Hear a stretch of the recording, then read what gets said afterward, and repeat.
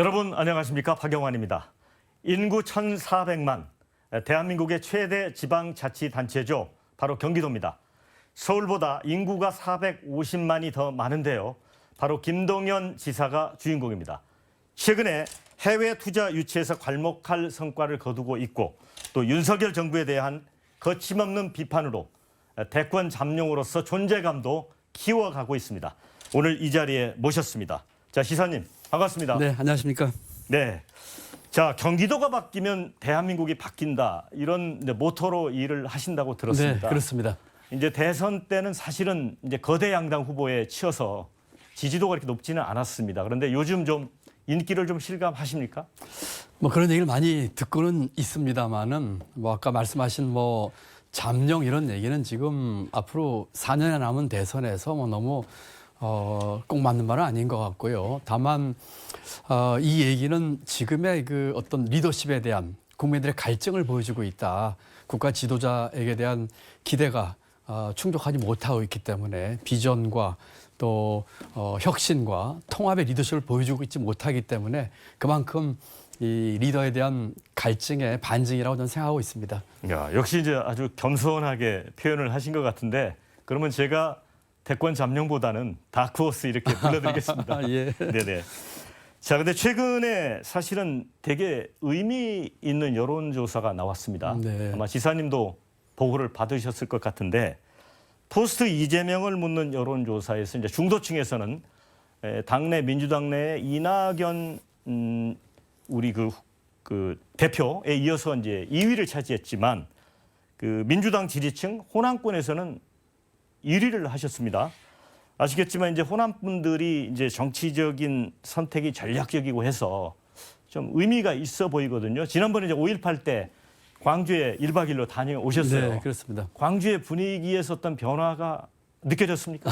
솔직하게 한번 말씀해 주시죠. 네, 제가 5월 18일 전에 광주를 1박 2일로 가서 5.18 민주화묘역 참배를 했고 네. 또 광주시와도 MOU를 맺고 또 조선대학교에서 젊은 청년들도 네. 만났습니다. 광주 갈 때마다 늘 광주의 빚진 마음 또 우리 민주화 고비고비마다 해준 역할에 대해서 늘 감사하고 있고 또 제가 5.18 방명록에서도 제가 즉흥적으로 썼습니다만 5.18 민주혁명이시여 광주의 혼들이시여 대한민국의 민주주의와 대한민국의 앞날을 지켜주소서 이런 말을 썼거든요. 지금 대한민국 가는 것에 대한 많은 걱정을 하고 계신 것을 알았고요. 여론조사 관련해서는 뭐 고마운 말씀이긴 하지만 저는 지금 뭐 도정 열심히 하고 또 아마도 이것은 그동안 경기도정을 열심히 하면서 이루었던 성과와 또 제가 정치하면서 처음부터 부르짖었던 정치 개혁에 대한 이런 것들이 조금 그 반향을 좀 얻은 게 아닌가 하는 생각을 하고 있습니다만 뭐 여론조사에 뭐 일비하지 않고 겸손하게 제 일을 열심히 하도록 하겠습니다. 네, 그래도 또 연관된 질문을 드릴 수밖에 없을 것 같은데요. 자, 일각에서는 이제 정치인 그 이재명과 김동연 사이에 유사점이 있다. 정말 그 유년 시절에 큰 어려움을 겪었었고 또 자신의 힘으로 이제 다 극복을 하고 대권 주자 반열까지 올랐지 않습니까? 특히 이제 지사님 같은 경우는 정말 이제 상고를 졸업하셨고 네. 또 야간 대학을 거쳐서 이제 고시를 하시고 이러면서 그런 부분이 굉장히 그 많은 사람들에게 희망을 주는 부분도 있고 또 기대감을 주는 부분도 있는데 자, 이런 부분 비교에 대해서는 어떻게 생각하십니까? 뭐 그 흑수저 출신이다. 또 그 어려운 시절에 대한 얘기는 많이 듣습니다. 그리고 저는 제가 지나왔던 그 어린 시절, 청년 시절의 어려움이 제게는 위장된 축복이었다고 생각하는 편입니다. 그 시절에 있었기 때문에 오늘의 제가 있었던 것이고 또 그 시절에 어려운 분들 또 힘든 분들과 같이 살았기 때문에 그분들을 이해하는 또 공감 능력도 생겼기 때문에 저에게는 아주 뭐 좋은 자산이 되는 계기가 됐다 이렇게 생각을 합니다. 더 중요한 것은 지금 현재 앞으로 미래지요. 네. 과거 얘기 보다 더 중요한 것은 지금 어떤 비전과 어떤 역량을 가지고 있고 또 앞으로는 어떤 생각을 가지고 어떤 꿈을 가지고 우리 국민들 위해서 헌신할 것인가 하는 것이 훨씬 중요하다고 생각을 하고 있습니다. 네, 말씀해 주신 그 위장된 축복. 네. 이게 굉장히 미래지향적이고 좋은 어감으로 느껴집니다. 그런 점에서 이제 지사님 같은 경우에는 이제 언더독, 정치인으로서 어찌 보면 이제 주류 세력과는 차별화된 그런 시야를 가질 수 있는 계기가 됐던 것 같습니다. 그렇습니다. 유년 시절의 그런 경험들이요. 그렇습니다. 뭐 늘 이 주류 세계에 들어가진 못했죠. 네. 그렇지만 기득권 문제, 기득권을 깨야 되는 문제에 대해서 이제 확실한 생각을 갖게 됐고 또 힘든 분, 어려운 분, 덜 배운 분들의 그 마음 그런 것도 이해를 하게 됐고 일단 공감 능력이 되겠죠. 그리고 우리 사회가 어떤 식으로 이게 상생하면서 포용해야 되는지도 배울 수 있는 좋은 계기였었다. 또 정부에서 부총리까지 일하면서 정책을 펴면서 또 지금 지사로서 도정을 펴면서도 이와 같은 것들은 제게 아주 피가 되고 살이 됐다. 그래서 저는 그 어려웠던 시절을 위장된 축복이라고 이렇게 생각을 하고 있습니다. 근데 이제 기획재정부에 이제 처음 이제 행시를 하고 들어가셔서 네. 제가 듣기로는 초기에 이제 거기 뭐 엘리트 출신들이 많기 때문에 약간의 차별이랄까요? 그런 네. 것들은 느끼셨습니까? 어떻습니까? 많이 느꼈죠. 제가 그 처음에 이제 공무원 시험 합격해서 갔었는데 저희 동기들하고 같이 인사를 쭉 하는데 학교 어디 나왔냐고 물어보더라고요. 어디서. 그래서 저는 상업학교를 나오고 집이 어려서 이제 그 직장 생활하면서 야간대학을 다녔거든요. 그렇죠. 그래서 이제 학교 얘기를 하고 나가는데 제 뒤에서 그런 말이 들렸습니다. 야, 요새 별 희한한 학교 나온 친구가 여기까지 시험에 붙어서 왔네 하는 얘기도 듣고 했었습니다. 아무래도 이제 그 사회의 조직 문화나 이런 것이 있기 때문에 그런 뭐 차별이라고 할까 그런 게 없었던 것은 아닙니다만 아까 말씀드린 것처럼 그런 것들이 제가 더 열심히 하고 또 새로운 꿈을 갖는 그런 계기가 되지 않았는가 이렇게 생각을 합니다. 그런 측면 보면 기가 꺾이지 않고 오히려 이제 그걸 긍정적으로 이렇게 치환을 했지 않습니까? 네. 그런 것들은 어디서 연유했다고 보십니까? 혹시 뭐 부모님 교육이라든가 어떤 게 그 계기가 됐을까요? 그런 것들이? 네. 저희 아버지는 32살에 돌아가셨습니다. 네. 제가 11살 때 아버지가 돌아가시고 어머니가 그 만 나이 31살에 혼자가 되셔서 저희를 키우셨습니다. 저는 4남매 맞이였었고 어머니가 뭐 이루 말할 수 없는 고생을 하셨죠. 그러면서 어머니께서 저희들에게 그 따뜻한 마음, 정직 또 이런 것들에 대해서 늘 보이지 않게 행동을 보여주셨던 것 같기도 하고요. 또 사실은 그런 얘기를 듣고 어떻게 기운이 안 빠지겠습니까?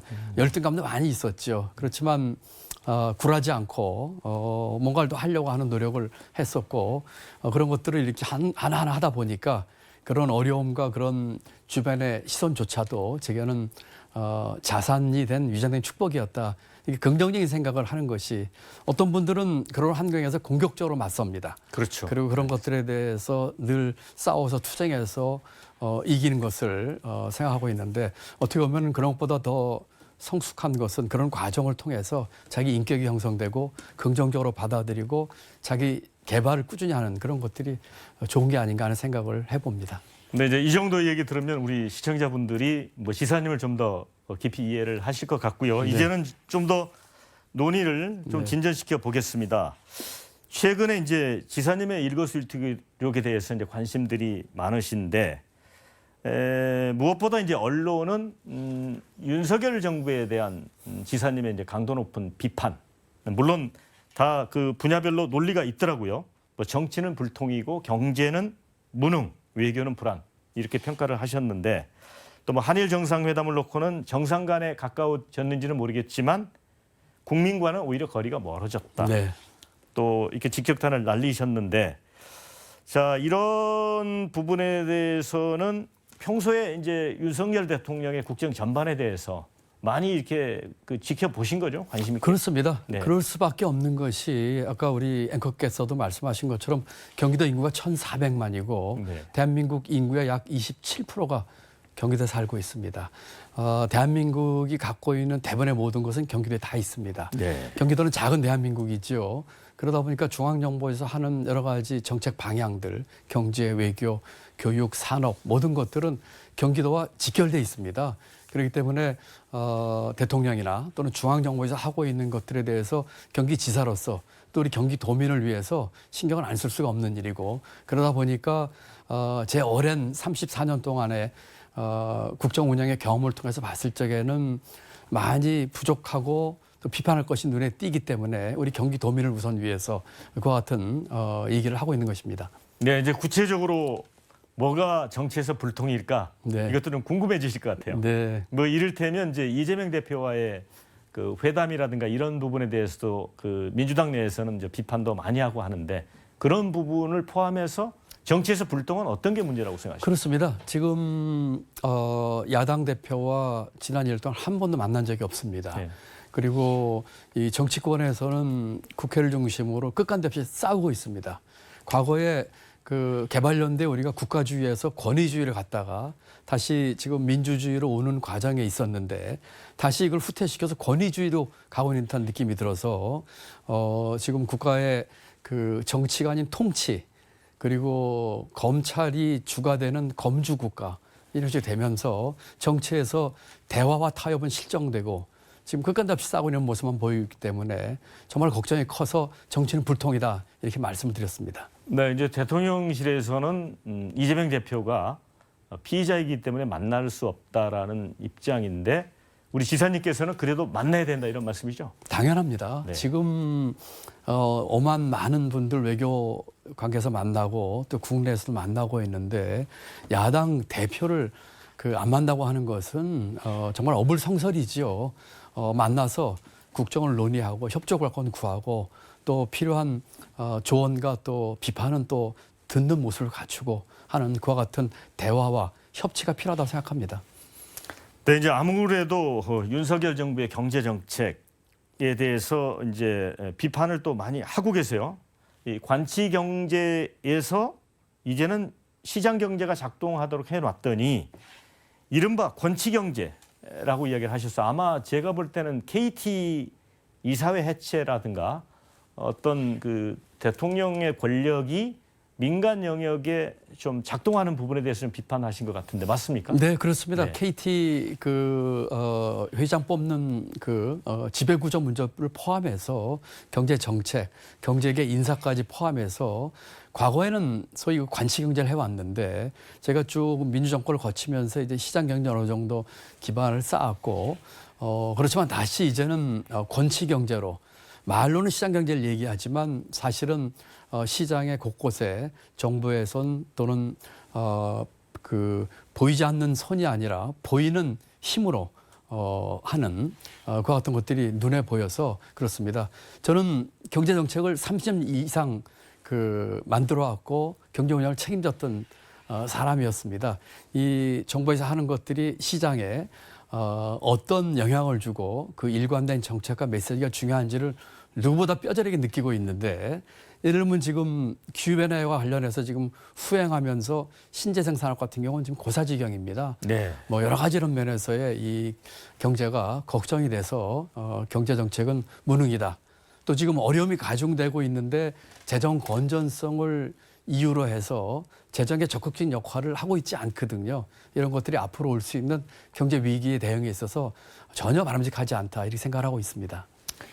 그 윤석열 대통령이 일전에 좀 그런 얘기를 했던 것 같아요. 그러니까 지난 문재인 정부가 이 400조 원의 국가 채무를 남겨서 그 미래 세대를 약탈했다.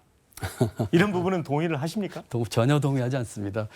우선 첫째로요. 지금 1년 임기가 지났는데 지금도 과거 정부 탓을 시대 때마다 한다고 하는 것은 정말 바람직하지 않은 일이죠.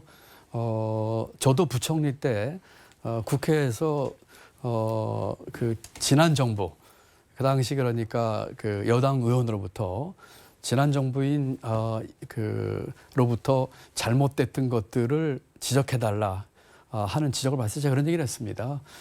지난 정부가 공도 있고 과도 있겠지만 경제는 흐름입니다. 어느 한 시대를 딱 잘라가지고 비난하는 것은 맞지 않습니다. 다만 지금 문제가 되는 것은 오롯이 제 책임입니다. 저희 책임입니다. 이런 얘기를 했었거든요.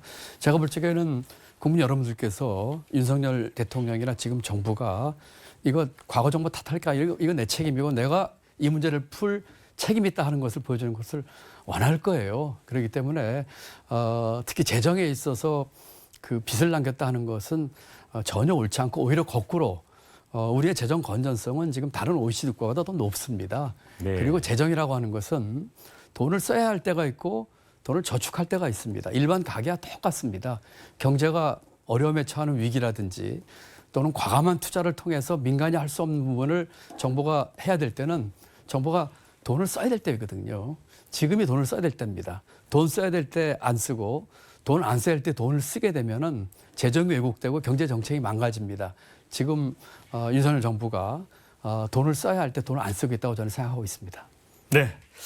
자, 혹시 지사님 김훈 소설가의 남한산성 네. 읽어본 적 있나요? 네. 영화도 보셨을 것 같고. 2개 다 봤습니다. 예. 네. 거기 보면 최명길 이제 김상헌이가 나오고 그 이제 항복문서를 쓰는 일도 찢는 일을 역할하는 사람도 필요한 거잖아요. 그렇습니다. 그래서 여야에서 이제 그 소위 말하면 국제 정치에 있어서는 강원 양론이 다 필요하다는 그런 얘기인데 최근 이제 외교 정책을 보면 신냉전 구도로 가고 있습니다. 그리고 이제 우리 어찌 보면 윤석열 정부는 이제 천병에 서 있고 그런 과정에서 이제 중국과의 유연한 외교가 필요하다 이런 지적도 있고 그 외교 문제에 대해서는 어떻게 평가를 하십니까? 저는 윤석열 정부의 외교 정책에 대해서 지극히 비판적입니다. 네. 지금 우리에게 있어서 외교는 경제입니다. 우리 같이 개방 국가로서 통상국가, 개방된 통상국가는 어느 누구도 적을 만들어서는 안 됩니다. 네. 지금의 리더십에서 이 대외 관계에 있어서 적을 만드는 이 리더십은 가장 이 최악의 리더십입니다. 네. 그러기 위해서 우리에게 필요한 것은 균형 외교지요. 일본과의 균형은 과거와 미래의 균형인데 그 균형을 깼습니다. 그리고 이 미국, 중국, 러시아의 이 소위 말하는 강대국가 외교에 있어서는 어느 일방의 원사이드가 감으로써 이 균형을 깼습니다. 우리가 미국과의 동맹을 통한 굳건한 안보와 또 동맹 관계를 유지하는 틀은 변함이 없지만 중국과 러시아와도 적을 만들어서는 안 되는 것이기 때문에 그 같은 균형 외교를 깼다는 측면에서 저는 윤석열 정부의 외교 정책은 상당히 문제가 많다. 그리고 말씀드린 것처럼 외교는 지금 우리에게 경제입니다. 네. 지난번 한미 정상회담 때 윤석열 대통령이 바이든에게 IRA나 반도체법에 대해서 제대로 얘기나 했나요? 그런 얘기는 전부 들러리가 됐거든요. 한일 관계에서도 마찬가지고 말씀이죠. 이런 면에서 저는 높은 점수를 주기가 어려운 낙제 점수 외교다 이렇게 생각하고 있습니다. 네. 그 윤석열 대통령 집무실에 그 팻말이 하나 있다 그래요. 그 바이든 대통령한테 이제 선물로 받았다는 걸 아시죠? 네, 알고 있습니다. The buck stops here. 예, 맞습니다. 그러니까 모든 책임은 여기서 끝난다라고 하는 건데 그 부분과 관련해서 지사님도 그걸 가져다 놓을 생각은 없으신가요? 뭐 미국의 어느 대통령 한 말을 뭐 제가 가져다 뭐 두고 싶은 생각은 없고요. 마음가짐이야 이 공직자로서 한 가지 아니겠습니까? 자기가 하는 일에 대해서 책임지고 또 이 국가와 국민에게 무한 책임을 져야 되는 거는 뭐 당연한 일이죠. 다만 우리가 역사 앞에서 그리고 지금 대한민국의 정치와 경제는 국제적인 맥락에서 보지 않으면 읽을 수가 없습니다.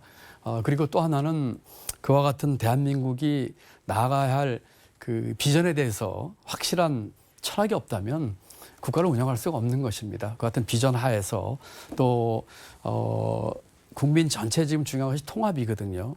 그래서 비전과 통합과 이 혁신의 리더십이 필요한데 뭐 같은 문구가 중요한 것이 아니고 그런 면에서 몹시 안타깝고 지금 이제 1년 지났는데 앞으로 4년이 상당히 걱정되는 그런 상황입니다. 네, 이제 4년이 걱정된다고 하셨는데 그래도 윤석열 정부가 뭐 한 가지 정도는 뭐 잘했다 아니면 이런 부분은 방향이 옳다 이런 건 없습니까? 글쎄요, 제가 뭐 그 누구를 뭐 무조건 비판하거나 이렇게 폄훼하는 사람이 전혀 아닙니다. 객관적으로 보고 균형 잡히게 보는 편인데 그런 시각에서 봤을 적에 뭐 솔직히 뭐 잘했다고 이렇게 얘기할 만한 것이 별로 눈에 띄지 않습니다.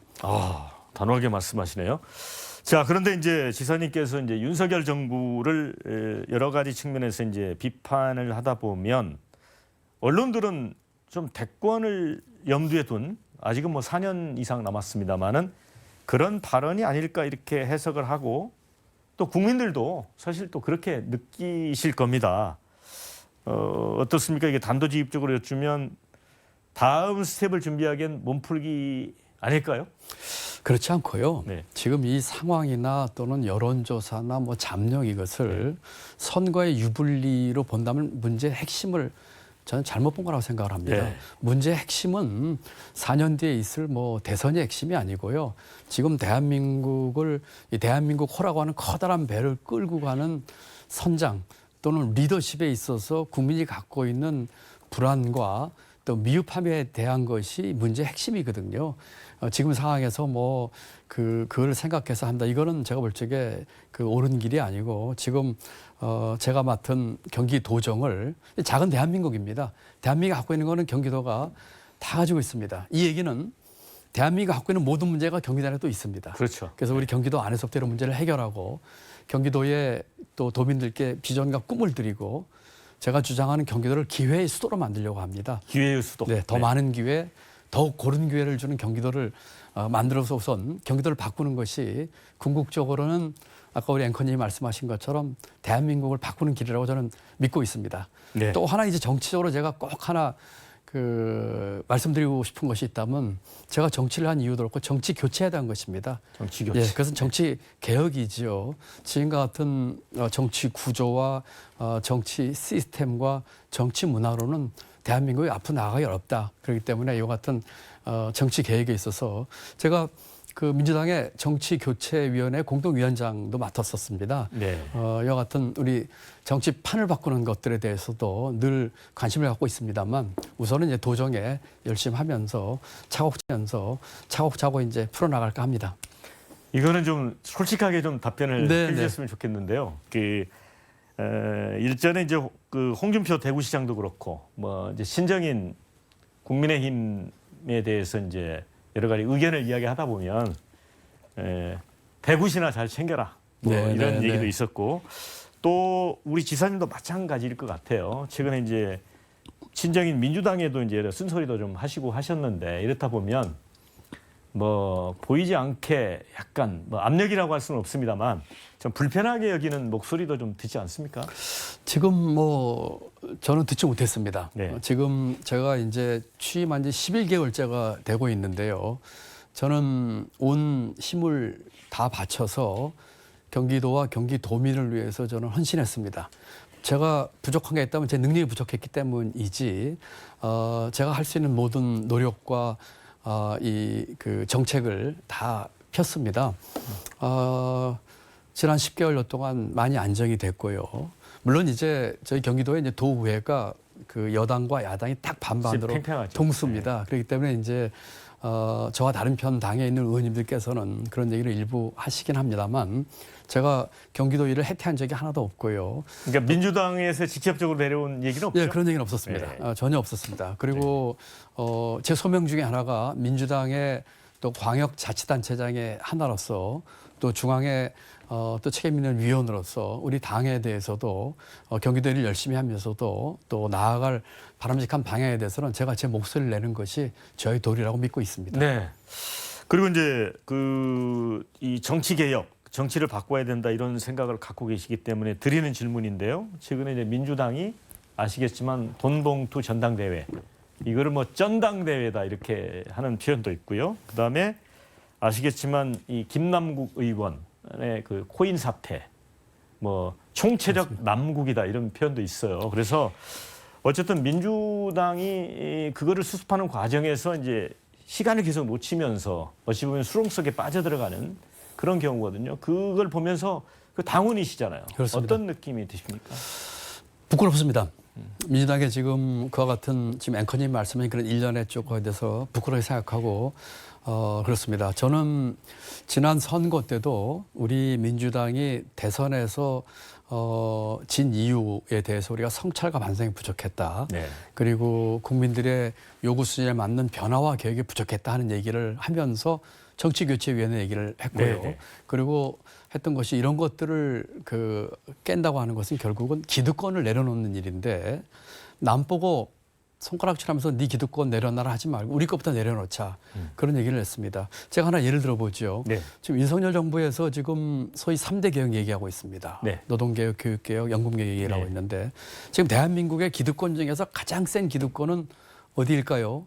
저는 검찰이 그중에 하나라고 생각을 합니다. 검찰 기득권. 그렇습니다. 그렇다면은 자기들이 갖고 있는 기득권 먼저 깨는 진정성을 보여야지요. 네. 지금 노동개혁 또는 노조 탄압 얘기가 나오고 있는데 물론 노조도 고쳐야 될 점이 예. 있는 건 틀림이 없습니다만 상대편 또는 경제적인 약자가 아니라 우리가 갖고 있는 기득권부터 내려야 한다고 생각해서 만약에 검찰개혁부터 한다고 하면은 그 진정성이 이해가 될 것입니다. 똑같은 얘기를 민주당이 적용시키면은 민주당 먼저 기득권 내려놓고 우리 스스로가 뼈를 깎는 그런 혁신과 또 개혁을 하는 길만이 국민들로부터 사랑받고 네. 지지받는 것이라고 생각합니다. 만약에 자기가 자기 머리를 못 깎으면 남이 깎아줄 수밖에 없습니다. 네. 결국 못하면 국민에 의해서 여론에 의해서 할 수밖에 없는 상황에 도달하게 될 텐데 그 전에 우리 스스로가 아주 정말 살을 도려내고 뼈를 깎는 그런 혁신을 해야 된다고 생각합니다.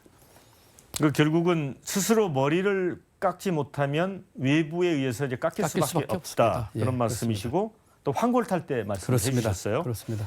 또 재창당 수준의 어떤 그런 개혁이 필요하다 이런 말씀도 하셨는데 그렇습니다. 자 그러면 그게 구체적으로 어떻게 가야 된다고 보시는 거예요? 우선은 저는 그 근본이 네. 저와 이재명 대표가 후보 시절에 연대할 적에 같이 합의한 합의문이 있고요. 네. 정치 교체와 국민 통합을 위한 합의문이었습니다. 네. 그리고 그것을 민주당 정치교체위원회 공동위원장으로서 네. 그것을 작년 8월 전당대회 때 전당원 투표를 붙여서 94%를 통과시켰습니다. 핵심 내용이 어떤 핵심 것입니까? 내용이 첫째로는 권력구조 개편이었었고 네, 네. 두 번째는 정치 개혁이었습니다. 네. 정치 개혁 속에는 선거법 개정, 네. 또 정치자금법 개정, 면책특권 내려놓기, 네. 또 국민 소환제 도입 이와 같은 것들이 쫙 담겨져 있습니다. 그것을 기초로 해서 출발을 하는데 지금 상황에서 이제 혁신위원회를 구성한다고 그래요. 혁신위원회를 제대로 구성을 해서 혁신위원회가 전권을 가지고 지금의 지도부나 의원들 기득권 내려놓고 혁신위원회에서 이 같은 것들을 꾸려나갈 수 있도록 힘을 실어줘야 한다고 생각합니다. 네, 이제 이번에는 좀 주제를 옮겨보겠습니다. 도지사 김동연에 대해서 좀 저희가 탐구를 해보도록 하겠습니다. 네. 최근에 이제 해외 방문을 다녀오셨죠? 네, 어디를 다녀오셨습니까? 미국하고 일본 다녀왔습니다. 한 굉장히 9박 11일 네, 오랫동안 다녀오셨던데 4조 원이 넘는 투자 유치를 했다 이렇게 설명을 하셨는데 사람들이 좀 실감을 못할 것 같습니다. 어떤 유치를 하셨습니까? 4조 3천억 이상 유치를 했고요. 예. 미국의 4개 회사, 일본의 2개 회사로부터 유치를 받았는데 그 6개 회사들은 전부 다 그 기술이나 또는 이 투자면에 있어서 세계적인 1, 2등 하는 기업들입니다. 그런 예. 기업들로부터 실질적으로 투자하겠노라고 하는 투자 협약 체결하고 아마 역대급으로 많은 투자 유치를 해왔습니다. 근데 물론 이제 경제 관료로서 이제 경험이 있으시기 때문에 그런 유능함이 이제 거기서 나올 수 있다고 보는데 지사님만의 특별한 비결 같은 게 있는가요? 우선 이제 CEO들이나 이렇게 만나게 되면 주지사 네. 마찬가지입니다만 그 대화를 하면서 네. 상대방으로 하여금 경제의 잠재성 네. 그리고 제가 갖고 있는 경제관 또 정책 방향 또 제가 부총리까지 하면서 쌓아왔던 그 글로벌 경제 리더들과의 네트워크 이런 것들이 다 네. 함께 작용을 했습니다. 특히 그 진정성이 굉장히 중요한데 네. 예컨대 4조 3천억 중에 5천억을 투자하겠다고 한 어떤 기업은 네. CEO와 얘기를 하면서 헤어지면서 가는 저를 마중 나오면서 저와 대화를 나눈 뒤에 네. 금년 안에 1조 원 투자 더 하겠습니다. 라고까지 네. 얘기를 했습니다. 물론 그 돈은 4조 3천억에 포함 안 된 돈입니다. 저는 그런 걸 보여주고 싶었습니다. 제가 경제 관료로서 또 경제 수장으로서 또 제가 국제기구에서 근무를 한 국제경제 전문가로서의 전문성도 작용을 했지만 네.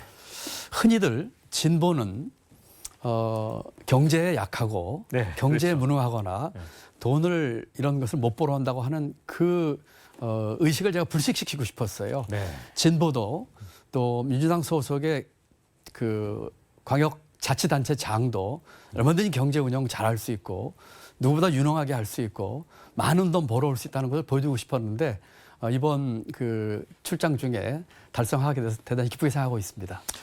저 이제 임기 중 100조 투자 유치 그 약속을 하셨는데 이게 정말 실현 가능할 것도 같다는 생각이 듭니다. 예. 실현 충분히 하고 남습니다. 정말입니까? 제가 약속한 거는 100조 이상이라고 했거든요. 네네네. 제가 그 최소 금액으로 최소한 100조를 하겠다는 거거든요. 어제도 제가 그 용인에서 그 네덜란드의 그 반도체 회사 그 공장 기공식을 네네. 하고 왔습니다. 약 1,300억 투자 예정인데 네. 거기서 그 CEO하고 의장이 직접 오셨더라고요. 네. 얘기하면서 또 많은 앞으로의 투자에 대한 얘기를 했는데 저는 충분히 달성 가능할 거고 꼭 보여드리겠고 이번에 뭐 윤 대통령도 그 투자 유치를 많이 했다고 하자면 제가 볼 적에는 그 헛수도 많고 네네. 또 대통령 같은 경우는 우리 경제인들 한 120명하고 같이 갔거든요. 예. 이름 되면 알만하면 다 가셨는데 저는 경제인 한 분도 안 모시고 가서 혈혈단신. 네, 혈혈단신 뭐 우리 네. 직원들하고 가서 좋은 결과를 내서 우리 도민들께도 좋은 선물 드렸고 또 100조 이상 유치에 대한 희망도 보여드렸고 더 좋게는 그 진보도 또 민주당 그 장도 경제에 있어서 가장 유능하고 또 이 투자 유치나 돈도 많이 벌을 수 있다 하는 네. 것을 보여준 게 저로서는 큰 기쁨이라고 생각합니다. 그리고 이제 김동연 지사님을 이 특성을 이야기할 때 인맥 부자다 이런 얘기를 많이 하는 분들이 있어요. 예를 들어 뭐 그 론 디센티스 플로리다 주지사인데 지금 사실은 이게 트럼프가 경계할 정도로 네, 차기 네. 대권에서 이제 서로 겨룰 분인데 한국에 와서 이제 지사님만 만나고 갔단 네. 말이죠. 왜 그랬을까요? 뭐 직접 물어보진 않았지만 뭐 두 가지 이유 아니었을까요? 하나는 경기도와 플로리다와의 그 관계를 좀 돈독히 하셨다는 게 하나 있을 거고 두 번째로는 대권 후보로서 이제 한국에 와서 의미 있는 정치인을 만나고 싶었는데 아마도 이제 그 저를 이렇게 상황이 아닌가 했고요. 만나서 많은 이야기를 나눴습니다. 그 플로리다 주지사는 그 미국 국민들을 봤을 적에는 굉장히 매력적인 사람 중에 하나입니다. 네.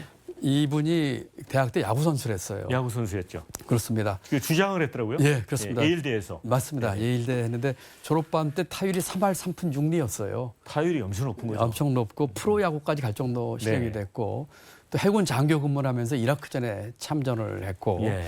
그 만나던 날 제가 물어봤어요. 바이든이 그 저희 만나기 몇 시간 전에 그 이제 대선 선언하면서 그 동영상을 짧게 올렸는데 네. 그 동영상에 트럼프와 그 이론 디센티스가 같이 들어가 있습니다. 네. 그래서 어떻게 생각하냐 물어봤더니 바이든이 자기를 만만한 상대로 했더라면 그 동영상이 자기를 싫지 않았을 겁니다. 그렇게 얘기를 하고 또 아마 트럼프는 바이든은 자기가 아닌 트럼프와 붙기를 원할 겁니다. 이렇게 얘기를 하더라고요. 아주 그 야심 있는 젊은 뭐 그 정치인이고 저와 많은 대화를 나누면서 앞으로 이 미래 리더십 또 한미 관계 또 북한과 얘기는 여기까지 많이 나눴습니다. 네. 근데 이제 디센티스라는 인물이 이제 어찌 보면 이제 보수적 가치를 대변하고 있고 이제 코로나 시기에 맞습니다. 예. 개인 자유를 내세워서 이제 영업 제한 같은 것도 이제 뭐 백신 접종 이런 것도 사실은 저 제한 조치를 거부를 했습니다. 어찌 보면 그래서 지사님은 일단은 이제 진보 쪽 진영에 서 있다고 볼 수 있는데 보수적인 가치를 가진 분하고도 이제 이렇게 의기투합하는 그런 모습이죠. 네. 제가 미국에 가서는 미시간 주지사를 만났고요. 네. 또 다른 주지사를 만났어. 미시간 주지사는 민주당 대선 후보 중에 한 명인 여자 주지사입니다. 네. 그리고 이 디센티스는 이제 아시다시피 공화당 말씀하신 것처럼 그렇죠. 후보 아니겠습니까? 아까 말씀드린 것처럼 외교는 균형 외교가 중요한데 뭐 미국, 중국, 뭐 러시아와의 균형도 중요하지만 미국과의 관계에 있어서도 저희 입장에서는 공화당 후보, 민주당 후보 다 함께 균형 잡히게 알고 친목 도모하고 또 편하게 서로 이름 그 폴스 네임이라고 하죠. 폴네임 부를 정도 베이스를 편하게 얘기할 정도 관계를 민주당이든 공화당이 만들어 놔야지요. 네. 또 이제 지사님의 행보 중에서 좀 특이한 부분이 이제 경기도지사지만 충남, 전남, 전북에 이어서 최근에 이제 강기정 광주시장하고 이제 맞손을 잡으셨어요. 네. 맞손이 이제 서로 손을 이렇게 마주 그렇습니다. 잡는다. 예. 그런 얘기인데 자, 이런 게 이제 뭐 경제 측면에서 상생하는 그런 측면도 있지만 정치적 외연 확장 효과도 있다는 그 분석도 있어요. 지금 뭐 네. 앵커님 말씀하신 것처럼 전라남북도와 광주시가 됐지만 사실은 충청남도가 됐습니다. 네, 충남하고 도 있죠. 충남은 뭐 국힘 그 김태흠 지사시고요. 네. 또 김태흠 지사의 공약 1번이 저희 경기도와 관련이 있습니다. 그래서 사실은 그 김태흠 지사가 어떤 이제 공약인가요? 충남 북쪽과 경기 남부를 같이 개발해서 예. 이 바닷가와 관련해서 개발하는 그런 공약입니다. 원래는 그 자당 후보인 김은혜 후보와 함께 하기로 한 것인데 네. 제가 당선된 뒤로 제게도 제일해서 예. 제가 흔쾌히 같이 했습니다. 네.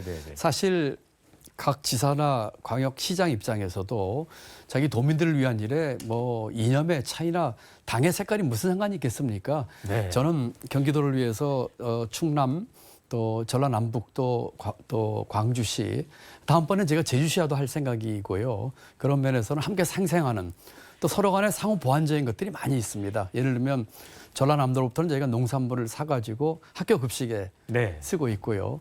또 저희가 갖고 있는 혁신의 뭐 광교나 판교 이런 것들 좀 벤치마킹 하려는 것들 저희가 도와주고 이런 식으로 해서 상생 협약을 확장하고 있다 이렇게 말씀드릴 수 있겠습니다. 이제 외연 확대는 이제 수도권에서도 여전히 하고 계세요. 그렇습니다. 예, 그렇습니다. 지난 여름이죠. 오세훈 시장하고 유정복 인천시장과도 이제 호프 미팅 사진도 하고 그렇습니다. 그랬는데 사실 오세훈 시장도 저희가 다음 주에 모시기로 했습니다만은 대권 잠룡 이렇게 볼 수도 있는데 어떻게 뭐 사이가 좋으십니까? 네, 아주 사이가 좋습니다. 뭐 두 분 다 아주 합류해 계신 분이고요. 유정복 인천시장은 뭐 같이 국무위원으로 일을 했던 분이어서 뭐 거의 뭐 친구처럼 가깝게 지내는 분이고요. 오세훈 시장께서도 아주 합리적이신 분입니다. 그래서 이 두 분 시장님과 제가 만나면 아주 허심탄회한 얘기를 하고 있습니다. 물론 지역에 따라서 약간의 이제 갈등이 소지가 있는 것들, 뭐 매립장 문제라든지 이런 것들이 없는 건 아닙니다만 그래도 합리적인 대화를 풀 생각이고 애초에 그 모임도 제가 제의를 해서 첫 모임을 이제 제가 주관했었거든요. 돌아가면서 쭉 하다 다시 제 차례가 왔습니다. 그래서 빠른 시간 내에 또 두 분 시장과 만나가지고 네. 여러 가지 현안 얘기를 할 계획에 있습니다. 네, 지난번에 이제 광주 이제 1박 2일 방문하셨을 때 강기정 시장과 함께 이제 5.18 정신을 헌법 전문에 수록하는 거 원포인트 개헌을 하자. 그러니까 내년 이제 총선 때 이제 그렇습니다. 같이 국민의 그 의견을 듣자는 얘기잖아요. 이 입장에는 변함이 없으시죠? 변함이 없습니다. 네. 지금 5.18 정신은 우리의 헌법 정신이자 민주주의 요체입니다. 그리고 이 민주주의가 위기에 처했을 때 그런 고비고비마다 이 광주 호남에서 한 역할에 대해서 우리가 높게 평가하고 감사하면서 그 5.18 정신을 저는 민주주의 요체로서 반드시 넣어야 된다고 생각을 하고 있어서 우리 광주 시장님과 함께 하려고 하고 있습니다. 제가 아쉬운 거는 이 부분에 있어서 윤석열 대통령의 어떤 입장인데요. 윤 대통령도 제가 알기로는 이 부분을 공약으로 내세웠습니다. 내세웠죠. 내세웠습니다. 그리고 그 후에 여러 가지 간호사법 등을 포함해서 내세웠던 공약을 지금 지키지 않거나 뒤집고 있는데 이 5.18 정신을 헌법 전문에 넣는 것, 그 공약 이행을 꼭 좀 해서 약속을 지키는 사람이라고 하는 그런 얘기를 좀 들었으면 좋겠습니다. 예. 저는 최근에 그 리얼미터가 발표한 2023년 3월 광역단체장 평가에서 그 도정에 대한 긍정 평가가 거의 60% 가까이 나왔습니다. 지사님 득표율보다 한 10%쯤 더 높아진 것 같거든요. 왜 이렇게 경기도민들이 마음이 후해졌나요? 우선 감사할 일이고요. 네. 그 17개 시장 도지사 중에서 그 선거 때의 그 득표율보다 그 긍정적인 평가를 플러스 받은 건 제가 유일하게 받았고 더군다나 이게 10%포인트 가까이 돼서 감사하게 생각을 하고 있습니다. 제가 하고 있는 도정에 대한 성과도 있겠지만 아마도 제 진정성을 많이 해주신 게 아닌가. 요새 이렇게 제가 지금 수원에 살고 있는데요. 네. 경기도 이렇게 쭉 다니다 보면 많은 분들이 제게 와서 말을 걸고 하시는데 제가 느끼기에는 이런 것 같습니다. 저 도지사가 우리랑 다른 세상 사람이 아니야.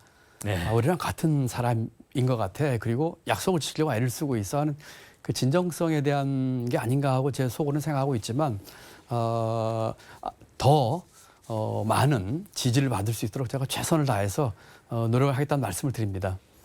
이제 아무래도 경기도 이제 도지사시니까 공약 관련해서 조금 여쭤볼게요. 제 아들이 사실 지금 이제 현역병으로 복무를 하고 있습니다. 아, 그러세요? 그래서 이제 동두천에 있는 부대에서 복무를 하고 있는데 면회를 갔는데 네. 거기 시내 곳곳에 경기 북도 아, 현설 네. 뭐 그걸 촉구하는 현수막이 뭐 곳곳에 붙어 있어요. 이게 사실 오래된 수건이거든요. 그렇습니다. 이거 임기 내에 꼭 하실 겁니까? 네. 꼭 하겠습니다. 하고 싶습니다. 네. 그리고 제 목표는 임기 내에 했으면 하는 거고요. 만약에 여러 가지 정치 여건 때문에 이런저런 장애가 생긴다면 최소한 그리 가게끔 하는 큰 길을 만들어 놓겠습니다. 제가 경기 북도를 특별자치도로 독립시키고는 이유는 가장 큰 이유는 경기 북부의 잠재력 때문입니다. 네. 많은 분들은 경기 북부가 그동안 70년 동안 그 휴전선 묶여 있었죠. 묶여 있었고 환경과 상수도 네. 이런 것 때문에 피해를 봤다고 해서 그 피해에 대한 보상을 해달라 이렇게 얘기를 하고 있는데 저는 아주 적극적으로 이거를 거꾸로 풀고 있습니다. 지금 경기 북부의 인구가 360만입니다. 네. 지금 만약에 도로 독립하면 경기도와 서울 다음으로 세 번째로 큰 도가 됩니다. 네. 그리고 그 인력 자원뿐만 아니라 대한민국 어디보다 잘 보존된 환경과 생태 이런 것들이 앞으로 잠재력이 되고 성장의 중심이 될 거예요. 그래서 경제부총리까지 한 제 눈으로 보기에는 이 경기 북도가 발전하면 대한민국 전체 성장률 1 내지 2% 올리는 것은 어려운 일이 아니다. 그리고 전 세계적으로도 가장 성장 잠재력이 큰 도시다. 네. 이렇게 생각을 해서 경기 북부특별자치도를 반드시 추진하겠다는 말씀을 드리고요. 네. 이제까지 많은 정치인이나 지사께서 공약을 했지만 사실 본격적으로 추진하지 않으셨습니다. 저는 지금 본격적으로 추진하고 있고 제가 한 약속을 지키도록 최대한 노력하겠습니다. 이거는 짤막하게 좀 답변해 주시면 좋겠는데 가장 큰 걸림돌은 무엇입니까? 아무래도 그 국회에서 이제 법 통과 네. 등 이 절차가 제일 크겠고요. 또 이 북부가 가장 원하는 것은 규제 완화. 규제 완화. 그리고 네. 지금 낙후된 지역에 대한 투자와 기업 유치가 되겠습니다. 네. 자, 또 한 가지. 이제 결국 경기 남부 지역의 또 수건 사업이 이 군공항 이전, 그다음에 경기 국제공항을 만들자는 거 아니겠습니까? 이건 제가 또 기사를 검색해 보니까 뭐 갈등이 많더라고요. 이런 짤막하게 이 문제는 어떻게 해소하실지 좀 설명 좀 해주시죠. 앵커님께서 기사 검색까지 다 해주시고 감사합니다. 저는 이 문제를 군공항 이전 문제로 풀고 싶지 않습니다. 네. 저는 이것을 국제 공항으로 네. 접근하고 싶습니다. 네. 그 수원에는 공항을 이전하기 위해서가 아니라 경기 남부에 제대로 된 인력과 인적 자원과 이 반도체 예컨대 수출 95%가 화물 그 수송입니다. 그렇죠. 그렇기 때문에 화물선이죠. 그리고 이제 남부에 반도체, 바이오, AI 이 산업 클러스터가 있거든요. 그래서 이 물적 자원, 인적 자원의 허브를 만들고 그 같은 공항이 만들어지면 인근의 국제 도시까지 개발해서 이 경기도 전체 남부뿐만 아니라 하겠다는 의미이지 이것을 좁은 의미로 군공항 이전 문제가 아닌 보다 큰 그림으로 접근하고 있다. 심지어는 우리 지역으로 이전해 왔으면 좋겠습니다 하는 지역 네. 이렇게 경쟁까지 시키고 싶은 심정입니다. 네. 자, 이제 그 노무현 전 대통령이 사실은 이제 사법 시험을 통해서 이제 판사를 거쳐서 대통령까지 올랐는데 사법 시험을 폐지했어요. 그런데 이제 우리 지사님은 행정고시 출신인데 이 네. 고시를 좀 폐지하자 이런 안을 냈거든요. 왜 그런 생각을 하신 건가요? 짤막하게. 저는 공직사회의 철밥통 구조와 네. 그다음에 끼리끼 문화를 깨고 싶었습니다. 동종교배 이걸 깨고 싶어서 이와 같은 공무원의 채널 채용하는 채널을 다양화하자. 그리고 그 안에서도 그 끼리끼리 문화와 이 동종교배를 없애자. 그런 측면에서 주장했습니다. 아, 그것도 일종의 기득권. 그렇습니다. 무너뜨리는- 기득권 깨기에 첫 번째로 네. 우리 관료 기득권부터 깨자 이런 것이었습니다. 자, 이제는 이제 마지막 좀 정리를 하는데 인간 김동연에 대해서 좀 탐구를 해보겠습니다. 네, 감사합니다. 6명의 대통령을 거치면서 승승장구했습니다. 야, 이거 보니까 참여정부, 이명박 정부, 박근혜 정부, 문재인 정부, 보수, 진보 다 관통했어요. 야, 그 비결이 어디 있습니까? 관료로서의 그 어떤 사심 없음과 예. 그 뭐 제가 제 말씀드리기 좀 남사스럽습니다만 그 네. 능력 이런 것들이 평가된 게 아닌가 싶습니다. 네. 제가 이제 여러 대통령과 일을 했는데 그 대통령 중에 어느 분하고 이렇게 호흡이 잘 맞았습니까? 왜 케미가 잘 맞는다는 분이 있잖아요.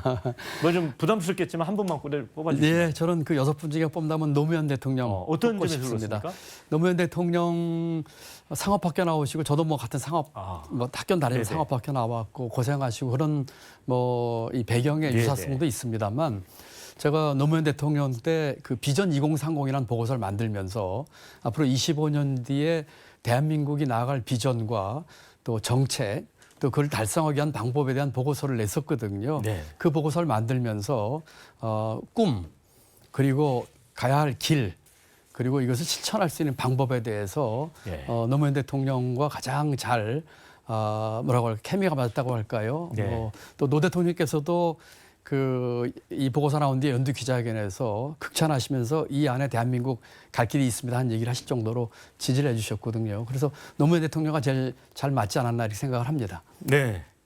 그리고 보니까 지사님이 이제 그 글쓰기 재능도 있으신 것 같아요. 지금 보니까 2권의 책을 쓰셨더라고요. 네, 그렇습니다. 한 권이 이제 대한민국 금기 깨기, 그다음에 있는 자리 흩뜨리기 네, 이런 그렇습니다. 건데 금기 깨기를 보니까 이제 여수에서 전어잡이 현장에서 만난 분들의 얘기인데 맞습니다. 그 내용들이 보니까 이제 보통 경제 관료들이 쓰는 책은 대한민국 뭐 경제 비전 이런 건데 전혀 네. 다른 내용이거든요.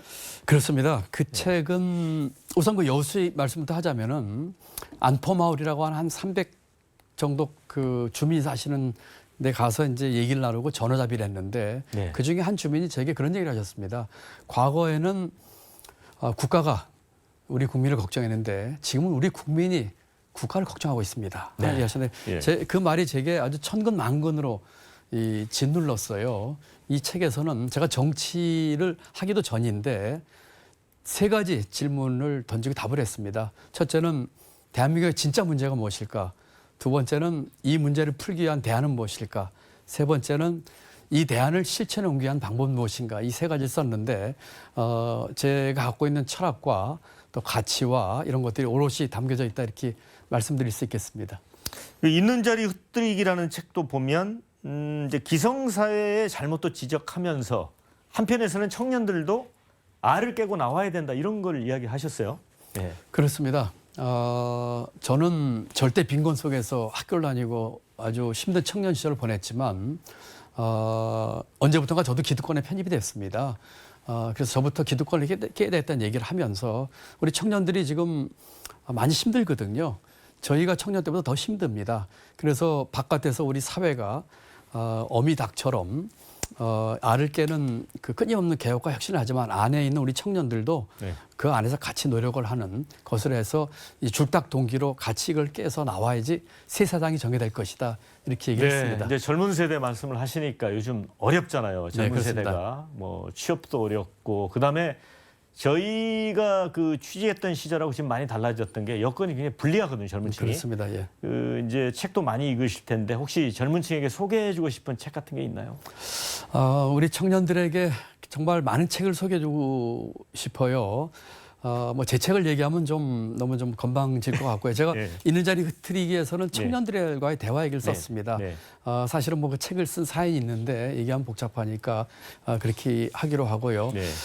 우리 청년들에게 저는 걸리버 여행기 완역판 걸리버 여행기. 한번 읽어보시라고 한번 권하고 싶습니다. 왜 그렇습니까? 걸리버 여행기는 굉장히 두꺼운 책입니다. 네. 그리고 그 책에서는 그 당시 현실을 비판한 풍자 얘기를 많이 썼습니다. 네. 18세기 책인데 그 책을 읽으면서 우리 지금의 그 사회를 한번 좀 이렇게 뭐라고 할까 관조해 보면서 비판 의식도 갖고 또 목소리를 낼 수 있는 네. 대신에 그 걸리버 여행기 완역판을 읽기를 네. 권합니다.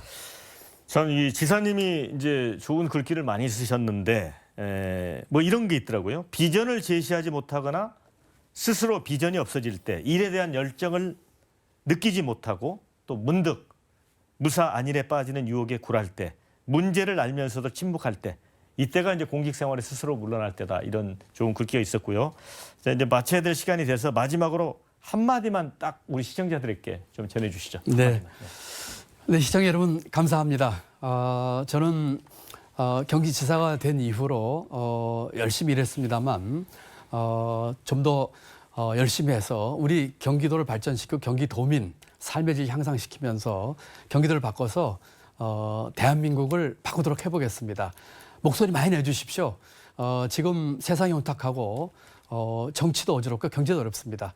목소리 많이 내주시고 우리 정치권 또 우리 사회의 기득권층에 변화라고 하는 압력 많이 넣어주시면 좋을 것 같습니다. 감사합니다. 네, 이제 특별대담 김동연 경기도지사에게 듣는다는 여기까지고요. 오늘 이제 시종일관 이 성의 있는 답변 또 열띤 토론을 해주신 김동연 지사님께 감사드립니다.